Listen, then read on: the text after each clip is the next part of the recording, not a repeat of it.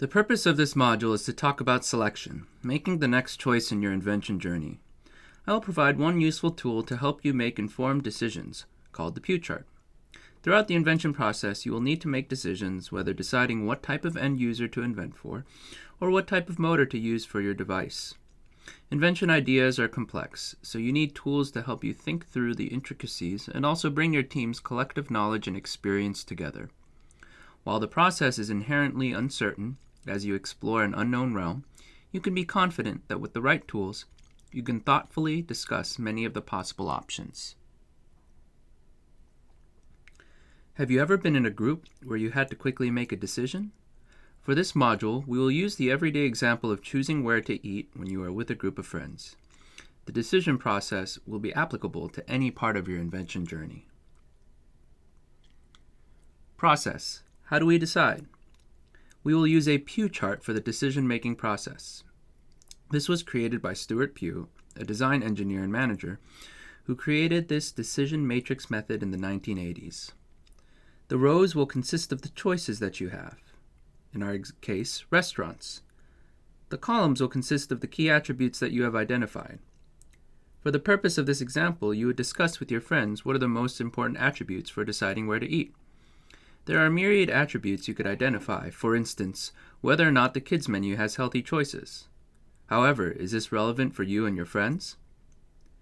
I will walk you through the development of the Pew chart shown here for deciding where to eat. Organize.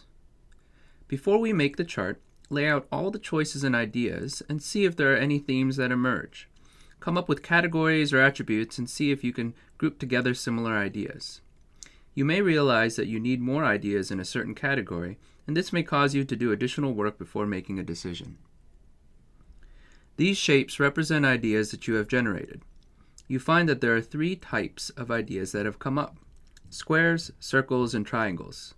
Seeing that you have more squares than circles or triangles, you spend some extra time coming up with more circles and triangles.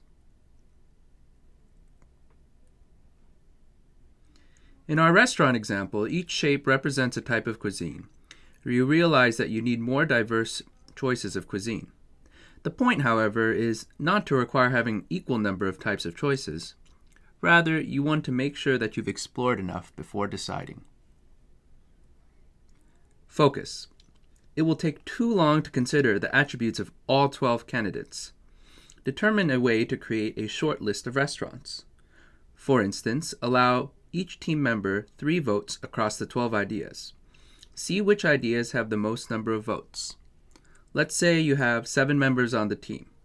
Everyone has 3 votes, and our rules are that you cannot vote for an idea more than once. Here are the results. We decided on 3 restaurant choices to discuss more in depth. Make sure that you don't have too many choices for your analysis. A suggested maximum number of ideas to consider in one Pew chart is 8.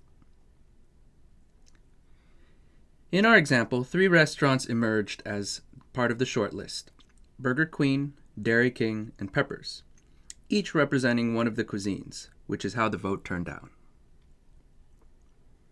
Prioritize. Take a moment and think about what are important characteristics or attributes in choosing a place to eat. Here are a few I can think of: price, nutrition, waiting time, social environment, quality of service, variety, and cleanliness. Now, for the purpose of this illustration, what are we going to say are the most important ones? Let's say price, quality of service, nutritional value, waiting time. Discuss. I will select one choice, in this case, one restaurant that we have the most knowledge and experience about as the baseline choice. We like to eat at Peppers a lot. Put zeros in the row for this most understood choice. Why zeros? Because 0 will be the neutral choice against which we compare the other ones. Then go through each attribute and compare how each choice compares to the baseline choice. With regards to price, is Burger Queen better, worse, or the same as Peppers? You have 3 values to choose from, with 3 symbols to represent those values: plus, minus, or 0. 0 meaning the same. For going out to eat, usually a better price means that you will pay less. There may be a situation where you want to treat someone for dinner, and perhaps then a better price will mean paying more. It's all up to your situation. Here you can see that Burger Queen is better in terms of price compared to Peppers, and Dairy King is worse in terms of price compared to Peppers. For each attribute, discuss as a team and vote to see what the final value will be. For each of the three values, plus, minus, or 0, someone with that opinion should explain why he wants that vote. Discuss as necessary. Go through the entire chart, point by point, and sum the plus, minus, and zeros. See what emerges. Don't let the final number make the decision by itself. Here are a few considerations. Don't treat this as a rigorous quantitative analysis where the numbers alone will be the deciding factor to your decision. The purpose is to facilitate discussion through all the points and get a qualitative sense about your team's collective understanding of the problem. Are there concerns that need to be addressed? Does more research need to be done, after which the pew chart should be filled out again? People often get caught up in the details. For deciding a plus, isn't there a difference if the decision is unanimous, that is 7-0, versus a 4-3 vote? As a team, agree on the procedures beforehand of how to decide a value. For example, you may decide that there needs to be a minimum margin of victory in order to move forward. A 4-3 vote is not sufficient, but discussion must be made until a 5-2 or better is made. Again, these are merely suggestions.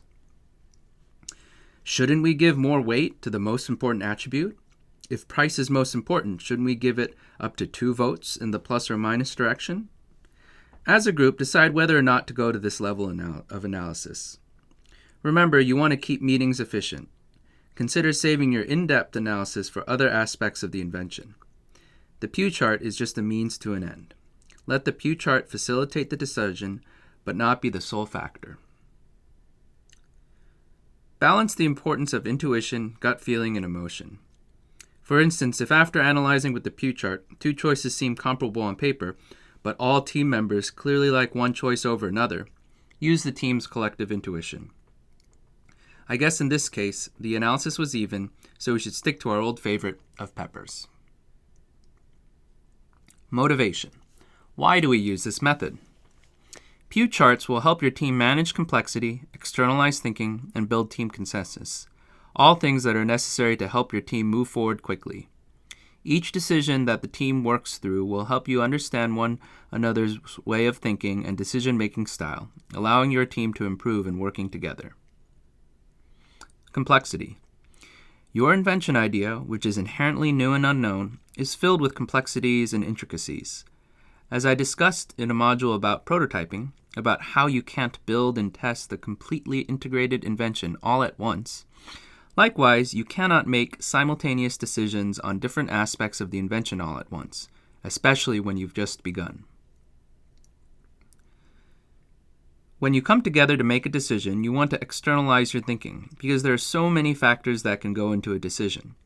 The pew chart clearly lays out the different choices and attributes that are important when making the decision. Team members will do different exploration and work, so you need to come together where the whole team can be brought up to speed. The ensuing discussion will allow each team member to share his perspective and findings. You want to quickly, yet thoroughly, discuss each aspect so that when you have made the decision, everyone will understand the reasoning. This is called consensus building. Later down the road, you can look back to this process and explain why you chose a certain path. The pew chart helps the team formulate next steps, whether it is additional research and testing about a certain concept or characteristic, or about moving forward in a particular direction. With additional research and testing, the pew chart analysis may change and you will need to explore different paths. This is to be expected in the process. Even though our pew chart dealt with the everyday decision of choosing where to eat, the decision-making process can be applied to your invention process. For example, what material will you use to build your first prototype? First, here is the chart comparing the choices of where to eat. Next, here is the chart with plastic, wood, and metal as the material choices, and cost, density, strength, and machinability as the attributes. Once again, the attributes you use for the chart depends on the context. Also, you should consider how the 4 attributes may be interrelated. Remember, this tool can be used at different levels and stages throughout the process. It allows you to take all the research and work that you've done and share it with the team so that you can quickly make an informed decision about the next step of your invention journey.